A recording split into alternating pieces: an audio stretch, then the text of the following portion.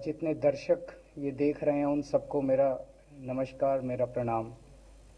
आज लखनऊ में मैं उत्तर प्रदेश के सभी मतदाताओं से इंडिया गठबंधन को भारी भरकम वोट देने के लिए, भारी मात्रा में वोट देने के लिए अपील करने के लिए आया हूँ। मैं 4 बातें रखना चाहता हूँ। पहले चारों बिंदु बता देता हूँ, फिर उसको डिटेल में एक्सप्लेन करूँगा। पहला ये कि ये चुनाव भारतीय जनता पार्टी, मोदी जी अपने लिए वोट नहीं, अमित शाह जी को प्रधानमंत्री बनाने के लिए वोट मांग रहे हैं। दूसरी बात, योगी आदित्यनाथ जी को अगर ये लोग जीत गए तो योगी आदित्यनाथ जी को 2 से 3 महीने के अंदर उत्तर प्रदेश के सीएम पद से हटा दिया जाएगा। नंबर 3, इन लोगों की पूरी तैयारी है, अगर ये लोग जीत गए तो संविधान को बदल के SC ST और OBC का रिजर्वेशन ख़त्म कर दिया जाएगा।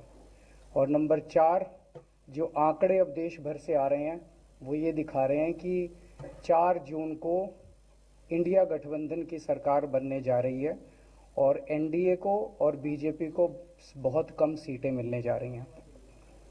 अब मैं अपने सबसे पहले पॉइंट पे आता हूँ। जब 2014 में प्रधानमंत्री बने थे नरेंद्र मोदी जी, तो उन्होंने खुद एक रूल बनाया था कि भारतीय जनता पार्टी के अंदर और उनकी सरकारों में 75 वर्ष से ऊपर कोई भी व्यक्ति होगा तो उसको संगठन में और सरकार में किसी भी पद पे नहीं रखा जाएगा, उसको रिटायर कर दिया जाएगा। और उसका सबसे पहले उस रूल के तहत आडवाणी जी को और मुरली मनोहर जोशी जी को रिटायर किया गया था। और उसके बाद तमाम यशवंत सिन्हा जी, सुमित्रा महाजन जी, कई लोगों को यहाँ टिकट नहीं मिली, कई लोग जो पद पे बैठे हुए थे उनको पद से इस्तीफा दिलवा के उनको हटाया गया। ऐसे कई सारे लोग हैं। तो अब अगले साल 17 सितंबर को प्रधानमंत्री मोदी जी 75 साल के होंगे और मोदी जी ने तय कर लिया है कि अमित शाह जी को वो अपना वारिस बनाएंगे और अमित शाह जी अगले साल 17 सितंबर को देश के प्रधानमंत्री बनाने का उन्होंने तय किया है, मोदी जी ने। इसके ऊपर मोदी जी पिछले 1-2 साल से लगे भी हुए हैं, क्योंकि भारतीय जनता पार्टी के अंदर अमित शाह जी के सामने जो जो बाधाएं पैदा कर सकता था नेता, एक एक करके उन सब नेताओं को साइड कर दिया गया, उनका पत्ता साफ कर दिया गया। शिवराज सिंह चौहान को हटा दिया गया, वसुंधरा राजे को हटा दिया गया, डॉक्टर रमन सिंह को हटा दिया गया, देवेंद्र फडणवीस को ख़त्म कर दिया गया, खट्टर साहब को ख़त्म कर दिया गया, एक एक करके सबको ख़त्म कर दिया गया। एक ही शख्स बचे हैं जो अमित शाह जी के रास्ते का कांटा बन सकते हैं। हेलो, आवाज आ रही है? एक ही शख्स हैं जो कि उनके रास्ते का कांटा बन सकते हैं, वो है योगी आदित्यनाथ जी।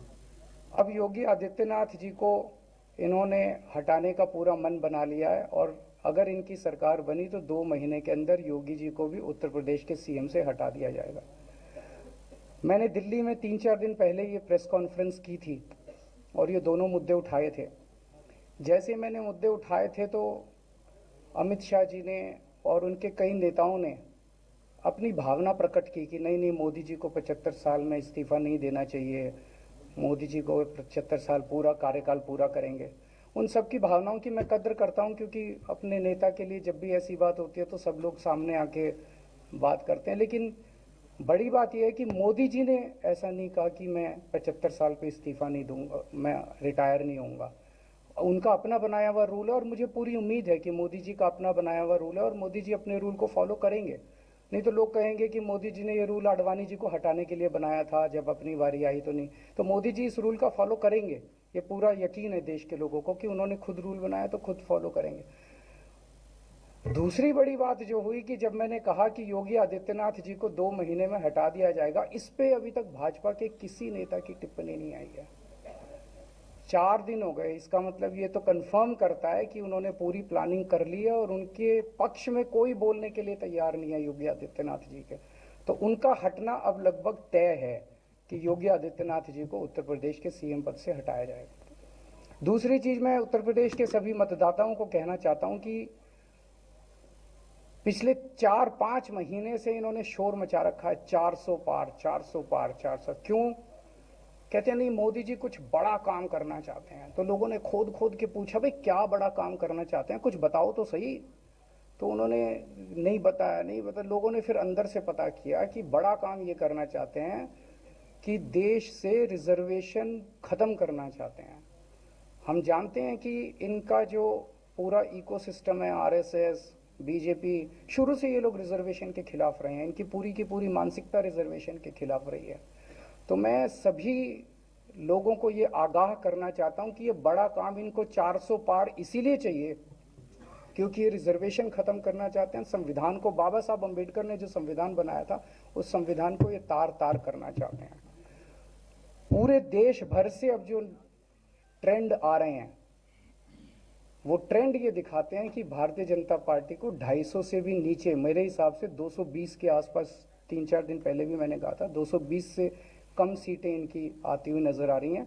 आप हिसाब लगा लीजिए। मैं हरियाणा होके आ रहा हूँ कल परसों, हरियाणा में इनकी बहुत कम हो रही हैं, दिल्ली में इनकी बहुत कम हो रही हैं, पंजाब में मुझे नहीं लगता इनकी कोई सीट आ रही है, कर्नाटक में इनकी काफ़ी कम हो रही हैं, महाराष्ट्र में इनकी बहुत कम हो रही हैं, बंगाल में इनकी कम हो रही हैं, यूपी में इनकी कम हो रही हैं, बिहार में इनकी कम हो रही हैं, झारखंड में इनकी कम हो रही हैं, राजस्थान। जो पूरे देश के अंदर एक नेगेटिविटी इन लोगों ने फैलाई है उसको हम लोग ठीक करेंगे।